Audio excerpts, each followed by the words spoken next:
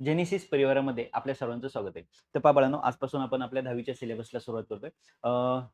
सर्वप्रथम तुम्हाला 10वीसाठी खूप खूप शुभेच्छा. हे वर्ष तुमच्यासाठी खूप चांगलं जावो. तुमच्याकडनं खूप अभ्यास हो आणि सर्व विषयात तुम्हाला खूप चांगले मार्क पडो. ठीक आहे? तर आणि ते पडणारच आहेत खरं तर. तर आपण आपल्या मॅथ्सच्या सिलेबसला आजपासून सुरुवात करतोय. मॅथ्सचा सिलेबस 2 पार्टमध्ये डिव्हाईड आहे. अल्जेब्रा आणि जिओमेट्री म्हणजेच M1 आणि M2. ओके? M1 मध्ये आपल्याला 6 टॉपिकचा अभ्यास करायचा आहे. M2 मध्ये आपल्याला 7 टॉपिकचा अभ्यास करायचा आहे. असं आपण आपल्याला एकूण 13 टॉपिकचा स्टडी करायचा आहे. ठीक आहे? तर त्यातला पहिला टॉपिक M1चा आपला आहे linear equation in two variable. खरं तर याचा बेसिक पार्ट तुम्ही 9वीला पाहिलेला आहे. ओके? आणि त्यातला आजचा आपली पहिली मेथड आपण जी पाहणार आहे एलिमिनेशन मेथड. ह्या linear equation in two variable या टॉपिकचा एक फर्स्ट पार्ट आहे, जो ज्याच्यावर तुमचा फर्स्ट एक्झरसाइज डिपेंड आहे. तर आजचं आपलं पहिलं लेक्चर आहे. सर्वात महत्त्वाचं म्हणजे सुरुवातीला सांगायचं झालं का आपण हे जे लेक्चर्स घेणार आहे, ही जी सीरीज आपण कव्हर करणार आहे, याच्यामध्ये आपण अल्जेब्रा, जिओमेट्री दोन्ही पार्ट कव्हर करणार आहे. तर सुरुवातीला एक लेक्चर किंवा 2 लेक्चर हे ते एक्झरसाइजचं बेसिक सांगण्यामध्ये जातील आणि त्यानंतर मग आपण एक्झरसाइज घेणार आहोत. सर्व प्रश्न आपण व्यवस्थितरित्या कव्हर करणार आहोत. जर एखादी कन्सेप्ट तुम्हाला नाही समजली तर कमेंट बॉक्समध्ये टाकत चला.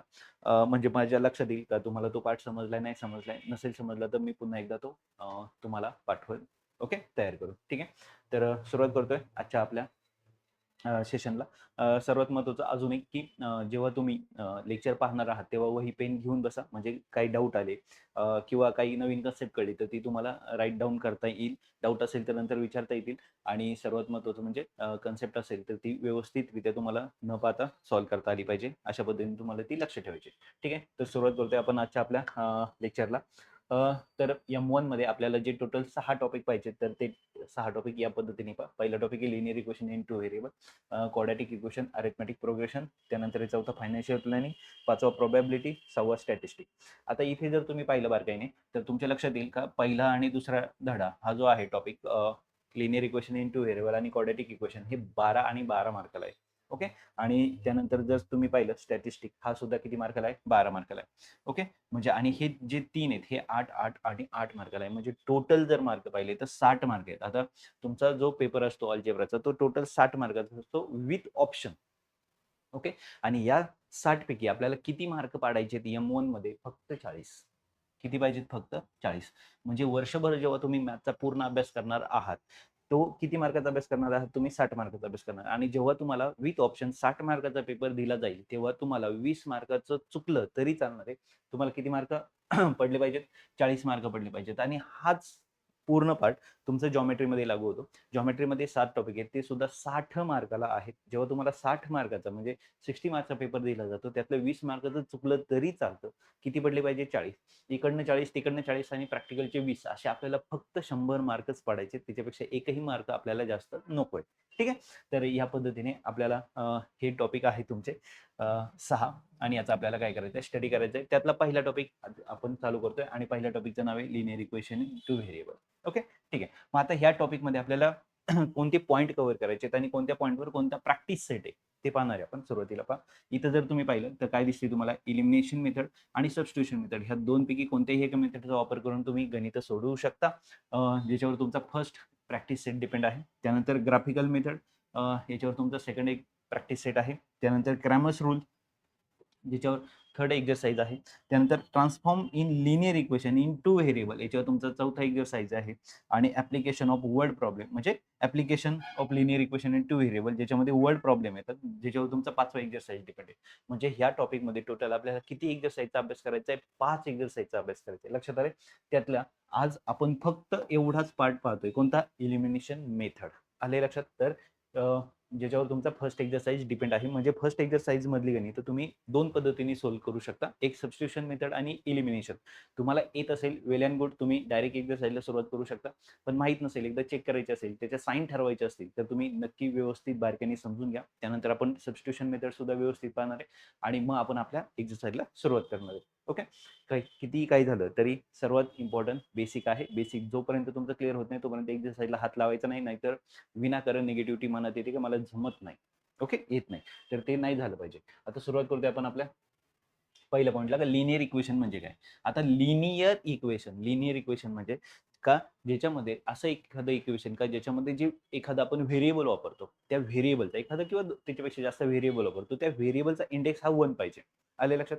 ओके, त्याला आपण काय म्हणतो लिनियर इक्वेशन. म्हणजे आता फॉर एक्झाम्पल मी एखाद्या दुकानात गेलो आणि त्या दुकानात गेल्यानंतर मी एक पेन पाहिला, मला खूप आवडला. मी म्हटलं अशी मला 3 पेन द्या. मग मी 3 पेन घेतले आणि दुकानदाराला म्हटलं की किती रुपये झाले? तर तो म्हणाला 30 रुपये झाले. मग आता मी दुकानदाराला 3 पेनच्या बदल्यात किती रुपये दिलेले? 30 रुपये दिले.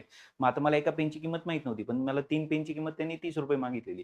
मग मला एका पेनची किंमत काढायची असेल तर मी काय करणार आहे? एका पेनची किंमत मला माहीत नाही, मग आपण ती काय मानली? एक्स मानली. मग 3 पेनची किंमत किती होणार आहे? 3 गुणिले एक्स, कारण एकाची किमतीला 3 ने गुणलं तर उत्तर मला त्यांनी किती मागितलेलं आहे? 30.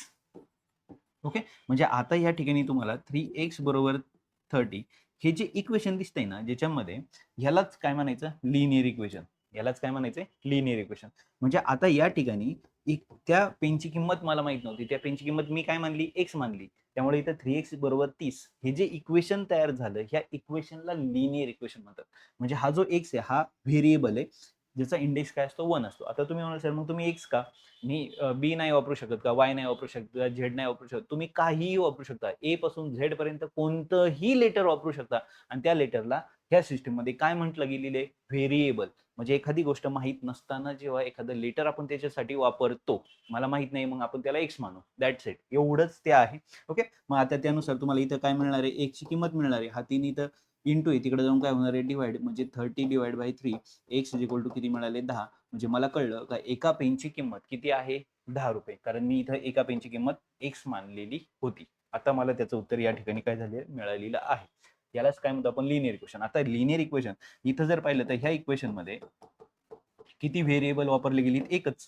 याला पण एक्स म्हणतोय. ओके, म्हणजे हे लिनियर इक्वेशन काय? In 1 variable. आपल्याला स्टडी कशाचा करायचा आहे? Linear equation in 2 variable. म्हणजे आता आपल्याकडे काय पाहिजे? फॉर एक्झाम्पल मी दुकानात गेलो, 3 वह्या घेतल्या. एका वहीची किंमत मला माहित नाहीये. 3 वह्या घेतल्या. एका वहीची किंमत मला माहित नाही. पण मला 3 वह्यांची किंमत त्यांनी सांगितली. ओके, आणि म्हणजे आणि वह्या घेतल्या आणि आपण असं कन्सिडर करू पेन घेतले. ठीक आहे. 3 वह्या घेतल्या, 5 पेन घेतले. 3 वह्या, 5 पेन आणि माझ्याकडे त्यांनी 100 रुपये मागितले. आता पहा, 3 वह्या, 5 पेन इज इक्वल टू किती मी त्याला दिलेले? 100 रुपये त्याला दिलेले आहेत. मग आता काय करू आपण? वह्यांची किंमत ज्या आहेत म्हणजे नोटबुक म्हणूया आपण. ओके, नोटबुकची किंमत काय केली आपण? एक्स मानली. त्यानंतर पेनची किंमत आपण काय म्हणली? पेनची किंमत काय म्हणली आपण? इथं काय लिहिलंय मी? द प्राइस किंवा the cost of notebook, 1 notebook, the cost of 1 pen. Okay, is equal to काय म्हणलं आपण? वाय म्हणलं. इथं फक्त आपण कन्सेप्ट क्लिअर करतोय ना की काय हे. ओके, आता मी किती वह्या घेतल्या होत्या? 3 वह्या. मग 3 वह्यांची किंमत 3x अधिक 5 पेनची किंमत 5 वय आणि दुकानदाराला आपण किती रुपये दिले? एकूण 100 रुपये. म्हणजे ही झाली टोटल वह्यांची किंमत, ही झाली टोटल पेनची किंमत आणि ही टोटल किंमत झाली 100 रुपये. आलं लक्षात? म्हणजे आता जे इथे इक्वेशन बनलं गेले 3x + 5y = 100 हे टोटल इक्वेशन म्हणजे लिनियर इक्वेशन इन 2 व्हेरिएबल. इथं मी फक्त पेन घेतला होता, इथं वही आणि पेन दोन्ही घेतलेलं आहे. आले लक्षात? तर यालाच आपण काय म्हणतो? Linear equation in 2 variable. मग आता असं एक इक्वेशन झालं. आता अजून एखादं इक्वेशन जर याच्यासोबत आलं, म्हणजे तुमचा मित्र गेला, तुमच्या मित्रांनी 4 वह्या घेतल्या आणि 8 पेन घेतले. मग त्याचं इक्वेशन वेगळं काहीतरी क्रिएट होईल आणि त्यावरून आपल्याला काय करणार आहे? एक्स आणि वायच्या काय काढायच्या? किमती काढायच्या आहेत. पण आपल्याला इथं फक्त कन्सेप्ट काय क्लिअर करायची होती का? लिनियर इक्वेशन म्हणजे नक्की काय आणि लिनियर इक्वेशन इन 2 व्हेरिएबल हा पॉईंट नक्की काय आहे? आले लक्षात? ठीक आहे. त्यानंतर त्याच्या पुढचा पॉईंट, आता ही जी लिनियर इक्वेशन आहेत म्हणजे लिनियर इक्वेशन इन 2 व्हेरिएबल जे आहे ते सॉल्व्ह करण्याच्या काही मेथड्स आहेत. म्हणजे आता जसं आपल्याला इथं आपण पाहिलं काय एकच इक्वेशन दिले. आता मला इथं एक्स आणि वायच्या व्हॅल्यू काढायच्यात. जेव्हा तुम्हाला एकच व्हेरिएबल असतं तेव्हा तुम्हाला डायरेक्ट तुम्ही काय काढू शकता? त्याची किंमत काढू शकता, व्हॅल्यू काढू शकता. पण जेव्हा तुम्हाला एक्स आणि वाय अशा 2 व्हेरिएबल दिले जातील तेव्हा तुम्हाला 2 इक्वेशनचा वापर करून याची काय काढायची आहे? किंमत काढायची आहे एक्स आणि वायची. मग ती व्हॅल्यू काढण्यासाठी आपल्याला काय मेथडचा वापर करावा लागतो. म्हणजे लिनियर इक्वेशन सॉल्व्ह करण्यासाठी तुम्हाला काय करावं लागतो? काय मेथडचा वापर करावा लागतो. त्या मेथड्स कोणत्या आहेत? एलिमिनेशन, सबस्टिट्यूशन, ग्राफिकल आणि क्रॅमर्स. या 4 मेथडच्या आधारे तुम्ही काय करू शकता? एक्स आणि वायच्या काय काढू शकता? किमती काढू शकता. यातल्या ह्या ज्या 2 मेथड आहेत ह्या तुम्ही 9th स्टँडर्ड मध्येच पाहिलेल्या आहेत. ओके, आणि इथं फक्त आपल्याला काय करायची? त्याची रिपीट रिव्हिजन आणि याच्यावर आपला फर्स्ट एक्सरसाइज आहे. ही जी ग्राफिकल मेथड आहे याच्यावर आपला सेकंड एक्सरसाइज आहे आणि क्रॅमर्स रूल याच्यावर आपला तिसरं एक्झरसाइज. तर असे हे 3 एक्झरसाइज आणि हाच या टॉपिकचा काय मेन गाभा, मेन बेस आहे असं आपण म्हटलं तरी चालेल. ओके. आणि ह्या खूप सोप्या पद्धती आहेत, खूप सोप्या मेथड्स आहेत. ओके. ठीक आहे. आणि सर्वात इम्पॉर्टंट म्हणजे टॉपिक 12 मार्काला आहे म्हणजे समजून घ्या किती इम्पॉर्टंट टॉपिक आहे. आता पहा इलिमिनेशन मेथड आपण आपल्या पहिल्या मेथडला सुरुवात करतोय. आता प्रश्न कसा विचारला जातो पहा, solve the following simultaneous equation. आता सायमल्टेनियस इक्वेशन म्हणजे काय आणि सॉल्व्ह म्हणजे काय? आता इथे ह्या दोन शब्दांचं तुम्हाला मिनिंग माहित पाहिजे. सॉल्व्ह म्हणजे तुम्हाला जे काही इक्वेशन दिलेलं आहे त्या इक्वेशन मध्ये जे व्हेरिएबल वापरले गेलेत त्या व्हेरिएबलची व्हॅल्यू काढा म्हणजे सॉल्व्ह करा. जेव्हा जेव्हा तुम्हाला प्रश्न असणार आहे सॉल्व्ह, तेव्हा इथून पुढे लक्षात ठेवायचं का तुम्हाला त्या तिथं खाली काहीतरी इक्वेशन दिलं जाणार आहे आणि त्या इक्वेशन मध्ये काहीतरी काय असणार आहे variable A B C D A पासून झेड पर्यंत कोणतं ते त्याची व्हॅल्यू काढायची. ती कधी 1 असेल, 2 असेल, 3 असेल, 5 असेल, त्या सर्वांची व्हॅल्यू काढणं म्हणजे काय करणं सॉल्व्ह करणं. आले लक्षात? ठीक आहे. त्यानंतर इथं काय दिलंय सायमल्टेनियस इक्वेशन. सायमल्टेनियस इक्वेशन म्हणजे काय एकाच वेळी जेव्हा तुम्ही दोन इक्वेशनचा विचार करता, काय सांगितलं एकाच वेळी जेव्हा तुम्ही दोन इक्वेशनचा विचार करता तेव्हा त्याला सायमल्टेनियस इक्वेशन म्हणतात, बाकी दुसरं काहीही नाही. आलं लक्षात? ठीक आहे. तर आता तुम्ही जर इथं पाहिलं तर आता तुमच्या समोर काय दिसतंय एक 4 गणितं मी लिहून ठेवली. आता ही 4 गणितं काय आणि कशासाठी? आता इलिमिनेशन यूज करताना काय करतो आपण? तर इलिमिनेशन मेथड म्हणजे इलिमिनेशनचा अर्थ काय रे? इलिमिनेशनचा अर्थ आहे काढून टाकणे, रिमूव्ह करणे. ओके.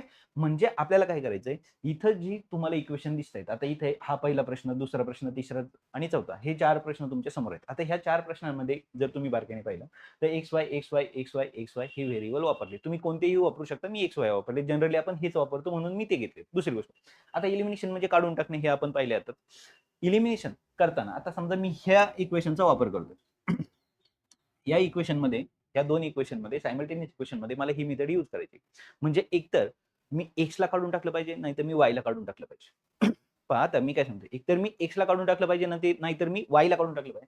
आता ज्याला मला काढून टाकायचंय इलिमिनेशन म्हणजे काढून टाकणे. ओके. ज्याला मला काढून टाकायचंय पहिली गोष्ट त्याचा कोइफिशियंट म्हणजे त्याचा सहगुणक समान असला पाहिजे आणि दुसरी कंडिशन साइन अपोजिट असलं पाहिजे. म्हणजे का असं का याचं रिझन पण पहा. समजा तुम्ही इथं 5 घेतला तर 5तून 5 गेले तर उत्तर काय मिळतं तुम्हाला 0. ओके. असं का झालं कारण 5च्या पुढे कोणतं सिम्बॉल आहे प्लस आणि 5 ह्या 5च्या पुढे कोणता आहे मायनस म्हणून ते एकमेकाला काय झाले कट झाले. आता फॉर एक्झाम्पल इथे एक्स दिलाय आणि इथं एक्स दिलाय. आता हा एक्स आणि एक्स ला कट कधी होईल जेव्हा इथं मायनस आणि इथं काय असेल प्लस. ओके. म्हणजे उत्तर काय 0. प्रत्येक वेळेस असंच असलं पाहिजे असं काही नाही. पहिल्याला एक्स मायनस आणि दुसऱ्याला प्लस साइन असलं तरी एक उत्तर काय येणार आहे 0च येणार आहे.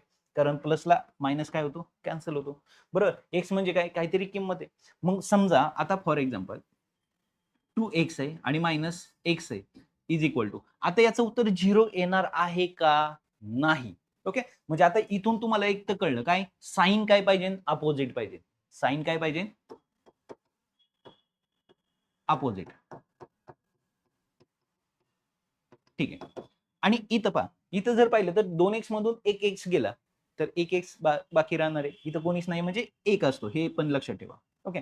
आता 2 मधनं एक एक्स गेला एक कधी लिहायचा नसतो. ठीक आहे. 2x मधून एक एक्स गेला एक एक्स राहिला. पण आता जर तुम्ही इथं पाहिलं तर उत्तर आपल्याला काय आणायचंय 0 आणायचंय. म्हणजे हे 2x ह्या इथं कॅन्सल तेव्हाच होणार आहे जेव्हा इथं पण कोण असणार आहे 2x असणार आहे. तरच हे एकमेकाला काय होणार आहेत कॅन्सल होणार आहेत. म्हणजे इथं तुमच्या काय लक्षात आलं तर इथं तुमच्या लक्षात आलं कोइफिशियंट काय लिहितोय मी कोइफिशियंट हा काय पाहिजे इक्वल.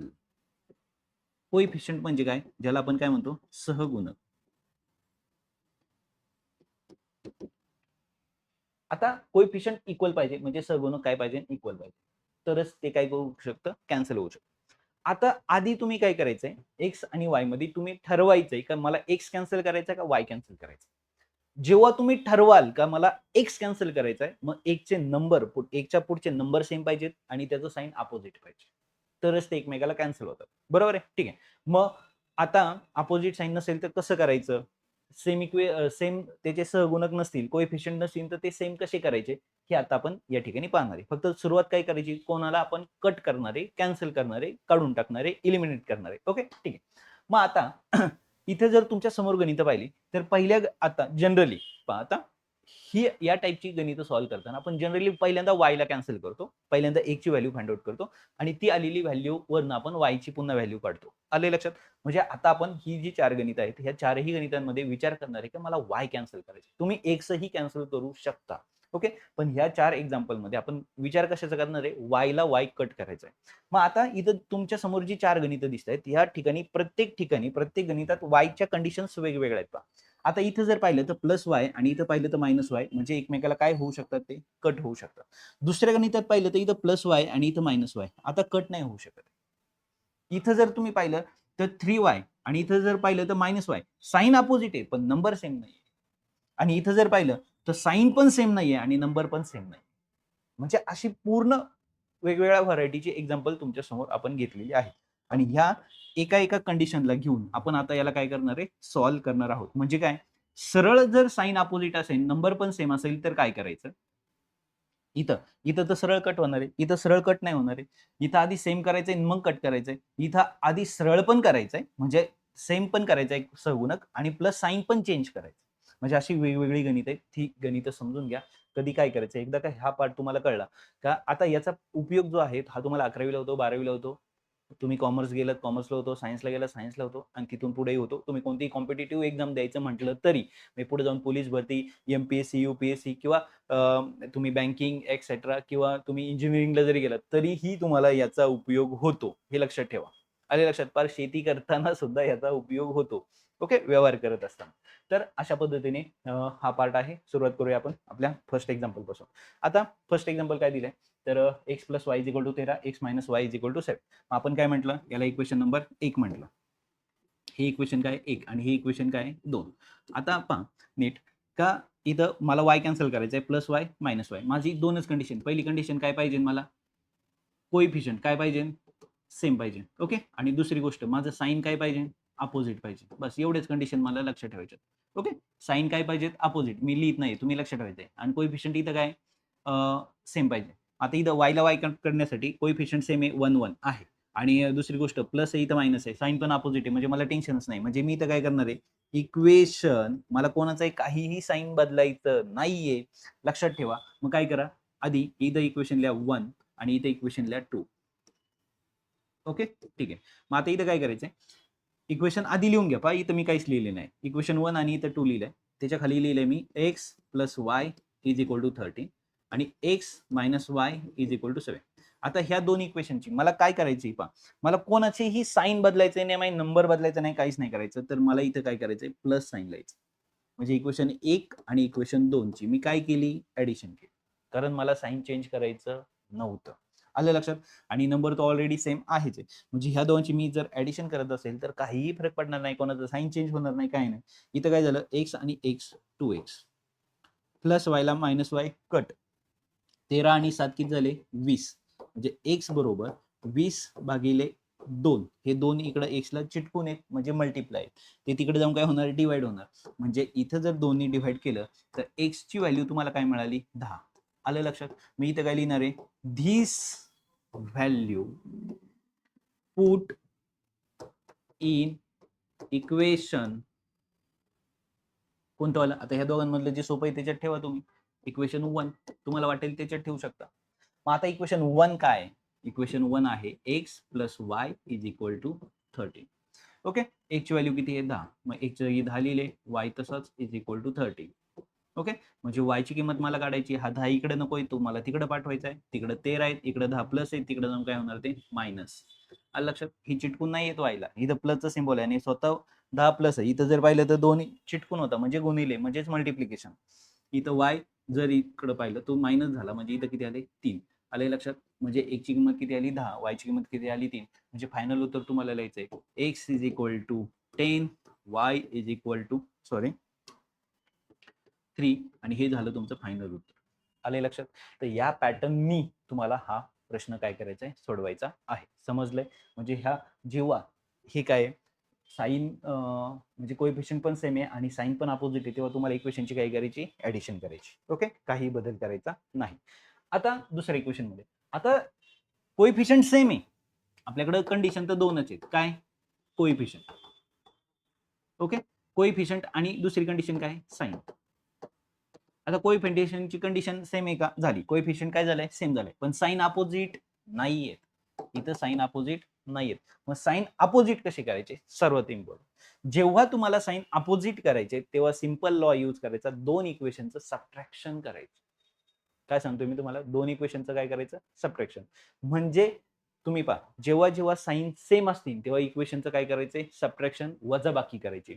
आणि साइन जर अपोजिट असतील तर सरळ ऍडिशन करायची. आलंय लक्षात? ठीक आहे. एकच रूल लक्षात ठेवायचं एवढंच. बस झालं. मग आता इथं काय करायचंय? बरं, आता सबट्रॅक्शन करत असताना सुद्धा जर तुम्ही इथं पाहिलं तर मोठे इक्वेशन वरती आणि छोटे इक्वेशन खाली लिहायचं म्हणजे अजून एक फरक पडतो का साइन चेंज मोठ्याचे होत नाही. त्यामुळे आपले जी उत्तर येणार आहे त्याच्यात मध्ये जास्त फरक पडत नाही. जर मोठे इक्वेशन खाली आल्यानं छोटं वरती गेलं तर मग साइन थोडेसे बदलतात. मग थोडासा घोटाळा जास्त होतो. खरं तर तसं काही फरक पडत नाही. पण जर तुम्हाला जास्त साइन मध्ये अडकायचं नसेल, चिन्हांमध्ये अडकायचं नसेल तर काय करायचं?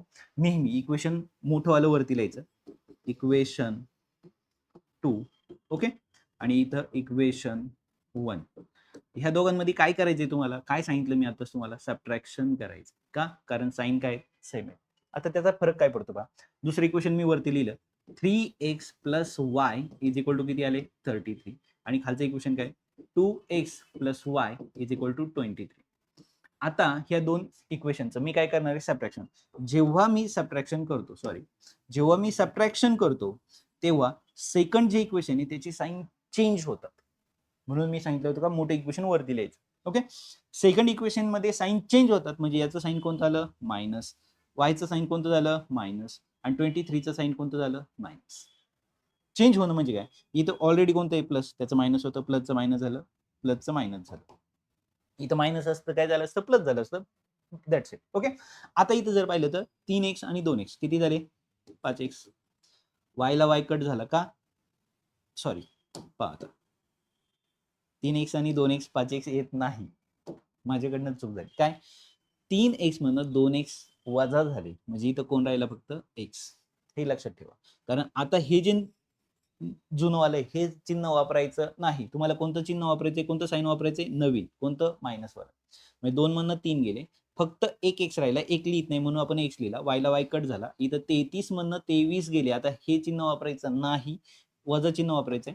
म्हणून एकाला प्लस आणि एकाला मायनस असताना आपण नेहमी वजाबाकी करतो. येणाऱ्याला मोठ्याचं चिन्ह देतो. 33 मधनं 23 गेले. 10 राहिले. मोठा 33 आहे त्याचं प्लस आहे म्हणून x ची किंमत डायरेक्ट मला या ठिकाणी मिळाली 10. आलं लक्षात? मग आता आपण काय करतो? x बरोबर 10. ओके. धिस व्हॅल्यू हे कळलंय तुम्हाला आता काय लिहायचं इथं? This value put in equation 1. काय दिलं इक्वेशन 1? 1 म्हणजे मी जनरली 1 मध्ये ठेवले. तुम्हाला जे सोपं वाटते त्याच्यात तुम्ही ठेवू शकता. मग आता काय? 2x plus Y is equal to 23. x इथं x ची किंमत किती दिलेली आहे? 10 जी आपल्याला इथे मिळाली 2 ब्रॅकेटमध्ये 10 प्लस वाय बरोबर 23. 10 दुने 20 अधिक वाय बरोबर 23. हे 20 इकडे अधिक आहे तिकडे जाऊन वजा होणार म्हणजे y बरोबर 23 वजा 20 म्हणजे y बरोबर किती उत्तर आलं? 3. ओके. ठीक आहे. तर अशा पद्धतीने तुम्हाला x आणि y च्या किमती मिळालेल्या आहेत. x ची किंमत किती आली? 10 आणि y ची किंमत किती आली? 3. तर पॅटर्न कळला तुम्हाला कशा पद्धतीने याला सॉल्व्ह करायचे. आता सर्वात इम्पॉर्टंट पहा, लक्षात ठेवत चला का नक्की कोएफिशियंट कसे आहेत आणि साइन कसे आहेत हे एकदा तुम्हाला कळलं का तुम्हाला सरळ उत्तर काढता येणार आहे. आणि त्याच्याहून महत्त्वाची गोष्ट म्हणजे की जर तुमचे बेसिकचे प्लस मायनसचे रूल पाठ नसतील तर तेही कमेंट बॉक्समध्ये सांगा. मी त्यासाठी एक सेपरेट लेक्चर बनवेल. आता इथे मी तुम्हाला साइन म्हणजे फक्त एकदा थोडक्यात एक आपण रिव्हिजन करूया साइन बद्दल. म्हणजे जर एखाद्याला माहित नसेल तर त्याला माहित होऊन जातील. 5 अधिक 2 बरोबर उत्तर 7 येतं. प्लस मायनसचे रूल आपण या ठिकाणी घेतो. ओके. त्यानंतर 5 वजा 2 उत्तर 3 आहे. हे बेसिक माहिती तुम्हाला सर्वांना. -5 प्लस 2 आता इथं फरक पडला पहा. इथं आणि इथं फरक आहे आता. मायनसचा साइन याला प्लस होता याला मायनस होता. आता याला मायनस याला प्लस झालं. तेव्हा नेहमी सबट्रॅक्शनच होतं. एकाला प्लस एकाला मायनस असताना सबट्रॅक्शन होतं आणि येणाऱ्याला मोठ्याचं चिन्ह जातं. आणि आता जर दोघांना पण मायनसच साइन असेल तर दोघांची ॲडिशन होते आणि येणारं ते साइन कंटिन्यू करायचं. म्हणजे हा रूल आणि हा रूल इथं जर तुम्ही पाहिला तर दोघांना प्लस साइन आहे तर दोघांची ॲडिशन झाली. दोघांना मायनस साइन आहे तर दोघांची ॲडिशन झाली. सॉरी, इथं मी साइन मायनस द्यायला पाहिजे. Okay, is equal to -7. म्हणजे इथं जर तुम्ही पाहिलं तर प्लस प्लस प्लस म्हणजे ऍडिशन करून प्लसच साईन, इथं सेम साईन ऍडिशन करून मायनसच साईन. आणि जेव्हा साईन विरुद्ध असतं, जेव्हा साईन काय असतं विरुद्ध, चिन्ह विरुद्ध असतं, तेव्हा नेहमी वजाबाकी होते आणि येणाऱ्याला मोठ्याचं साईन जातं. ओके, हे हा रूल एक नीट लक्षात ठेवा. त्यानंतर जर पाहिलं तर इंटू आणि डिव्हिजनचे रूल. आता इंटू आणि डिव्हिजनचे, आता हेच जर नंबर आपण घेतले इथं तर 5 गुणिले 2 जर पाहिलं तर उत्तर 10 आहे. 5 गुणिले -2 उत्तर -10 आहे. -5 गुणिले 2 multiply, okay, is equal to -10 आणि -5 इंटू -2 इज इक्वल टू +10. म्हणजे जर तुम्ही इथं पाहिलं तर दोघांना प्लस, उत्तराला पण प्लस, इथं दोघांना मायनस, उत्तराला प्लस. म्हणजे या ठिकाणी जर तुम्ही बारकाईने परत ऑब्झर्व केलं तर मल्टिप्लिकेशन मध्ये मल्टिप्लिकेशन तर करायचंच आहे, पण सेम साईन असेल तर प्लस साईन लिहा. आणि इथं जर तुम्ही पाहिलं तर अपोजिट साईन आहे, एकाला प्लस एकाला मायनस, एकाला प्लस एकाला मायनस, तर इथं उत्तरांना कोणतं साईन आलंय, मायनस साईन आले. म्हणजे साईन अपोजिट असेल तर तुम्हाला मायनस साईन द्यायचे, साईन सेम असेल तर साईन काय करायचे, प्लस द्यायचे. हे रूल ह्या टॉपिकचा बेस आहे असं मानलं तरी चालेल. आले लक्षात? ठीक आहे. येत असतील तर तुम्ही डायरेक्ट स्किप करून पुढच्या प्रश्नाकडे आलात तरी चालेल. ओके, आणि जर याला एखाद्याला हे पण येत असेल तर त्यांनी डायरेक्ट याच्याही पुढच्या एक्झाम्पलवर गेला तरी चालेल, आणि जर माहिती असेल तर व्हिडिओ स्किप करून पुढचा व्हिडिओ पाहिला तरी चालेल. ओके, ठीक आहे. तुमच्यावर डिपेंड ठेवा तुम्हाला की कोणत्या पद्धतीने आणि कशा पद्धतीने येते. आता सॉल्व द सायमल्टेनियस इक्वेशन म्हणजे परत एक्स आणि वायची व्हॅल्यू काढायची. आता जर तुम्ही इथं पाहिलं तर हे जे तुमचं इक्वेशन 1 आहे आणि हे जे इक्वेशन 2 आहे, इथं जर तुम्ही पाहिलं तर पहिली कंडिशन कोणाची आहे, कोइफिशियंट. आता कोइफिशियंट सेम आहेत का, नाहीयेत. ओके, पण साईन जर पाहिले, दुसरा पार्ट काय, साईन साईन अपोजिट आहेत का, आहेत. म्हणजे माझी पहिली कंडिशन कोणती आहे, आता जर साईन अपोजिट असेल तर मी काय करणार आहे, ऍडिशन करणार आहे. आणि कोइफिशियंट जर सेम नसतील तर पहिली गोष्ट मला आता कोएफिशियंट सेम करून घ्यावे लागतील. मग आता कोएफिशियंट सेम करून घ्यावे लागतील. मला एक तर कळलं ह्या दोघांची मला ऍडिशन करायची, कारण इथं प्लस आहे आणि इथं काय मायनस आहे. मला वाय कॅन्सल करायचं, वायला वाय कट होईल, पण इथं 3y आणि इथं फक्त एकच वाय. म्हणून मी काय करणार, म्हणून मी या ठिकाणी काय करणार, इक्वेशन 2 ला ह्या वायचा इथं एक वाय, ओके, याचं 3 होण्यासाठी ह्या इक्वेशनला मी 3 ने मल्टिप्लाय करणार. 3 ने इथं गेलं 3y झालं, बरं. पण 3 ने नुसतं वायला करून चालणार आहे का, नाही. जेव्हा तुम्ही मल्टिप्लाय करता वायला तेव्हा तो 3 याला पण मल्टिप्लाय होतो आणि तो 3 याला पण मल्टिप्लाय होतो. आले लक्षात? म्हणजे याचा अर्थ आता आपल्याला काय करायचंय, इक्वेशन 2 ला कशाने मल्टिप्लाय करायचंय, इक्वेशन 2 ला 3 ने मल्टिप्लाय करायचं. आले लक्षात? म्हणजे हे इक्वेशन तुमचं फर्स्ट आहे, हे इक्वेशन तुमचं सेकंड आहे. मग आता इथं काय लिहिलं आपण, इक्वेशन 2 मल्टिप्लाय बाय 3. आलं लक्षात? इक्वेशन 2 ला मल्टिप्लाय करा कशाने, 3 ने. त्यामुळे मला एक नवीन इक्वेशन मिळालं, पण ते कोणाचा पार्ट आहे, ते जे इक्वेशन आहे हा दुसऱ्याचा पार्ट आहे. आलं लक्षात? म्हणजे मला इथं नवीन इक्वेशन मिळालं, 3 ने इथं मल्टिप्लाय करतोय मी. 3 ने मल्टिप्लाय केल्यामुळे 3x - 3y is equal to 7 21. आलं लक्षात? आता हे माझं कितवं इक्वेशन आहे, तिसरं. तसं पाहायला गेलं तर हे माझं दुसरंच इक्वेशन. म्हणजे आता मला जे कॅल्क्युलेशन करायचे ते मी तिसरं यूज करताना त्याच्यासोबत कोणतं यूज करणार आहे, फर्स्ट वालं. का, कारण हे थर्ड वालं दुसरं तिसरं काही नाही, सेकंडचाच पार्ट आहे. आलं लक्षात? मग आता ह्या दोन इक्वेशनची मला काय करायची आहे, ऍडिशन. का, कारण इथं प्लस आहे आणि इथं कोणतं मायनस आहे, त्यामुळे साईन चेंज होणार नाही, त्यामुळे मोठं छोटं मला करायची गरज नाहीये. म्हणजे आता इथं मी काय लिहिणार आहे, इक्वेशन 1 प्लस डायरेक्टली लिहितोय मी आता, कारण मला कळलेलं आहे प्लस करायचे, कारण साईन काय आलेले आहेत, अपोजिट आले. म्हणजे इक्वेशन 1 प्लस इक्वेशन 2. ओके, आता इथं जे 2 लिहिलंय त्या जागी मला काय लिहायचं आहे, 3, कारण मी डायरेक्ट 2 चा वापर करत नाही, मी 2 ला बदल लिहिलंय आणि त्याला 3 मध्ये कन्वर्ट केलं. आले लक्षात?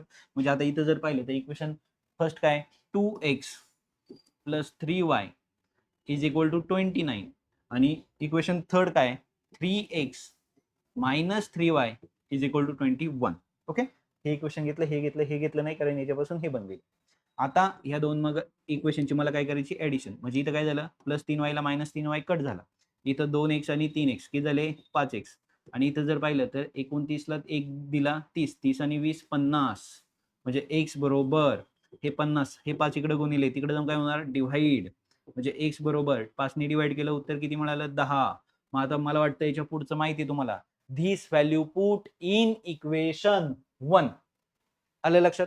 ओके, जर ती आपण इक्वेशन 1 मध्ये व्हॅल्यू पुट केली तर इथं काय वाक्य लिहिलं कळलं का, ही किंमत समीकरण 1 मध्ये ठेवून ओके, काय 2x plus 3y is equal to किती आहे 29. आलं लक्षात.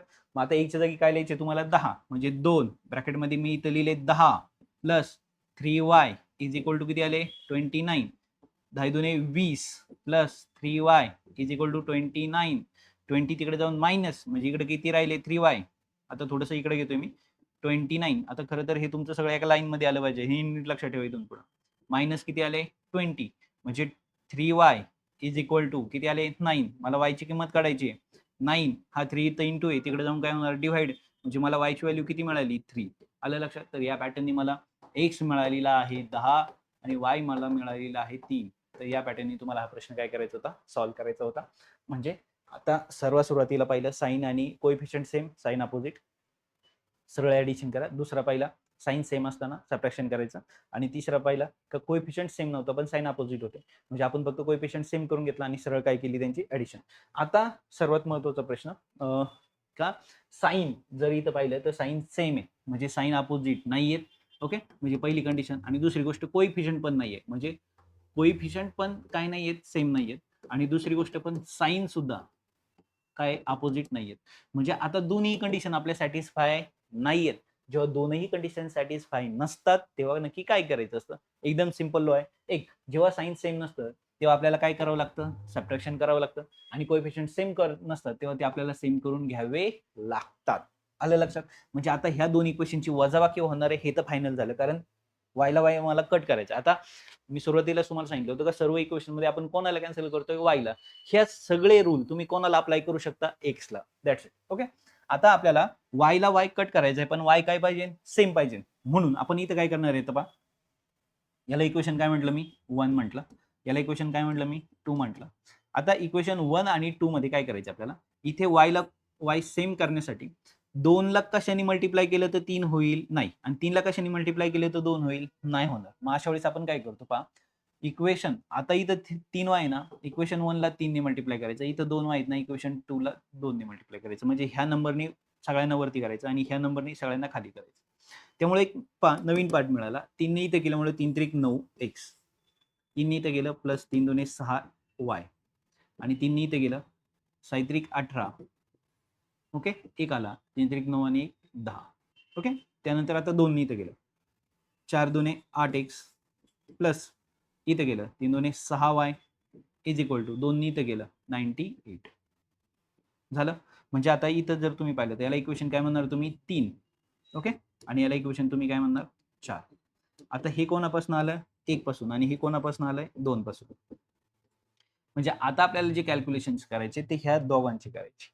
ओके, म्हणजे आता इथं मी काय लिहिणार आहे इक्वेशन, आता ह्या दोघांमध्ये मोठं वालं कोणतं आहे थर्ड वालं, म्हणजे ते मी सुरुवातीला लिहिणार आहे इक्वेशन 3 आणि इक्वेशन 2 सॉरी 4. एक आणि 2 लिहायची सवय आहे ना 4.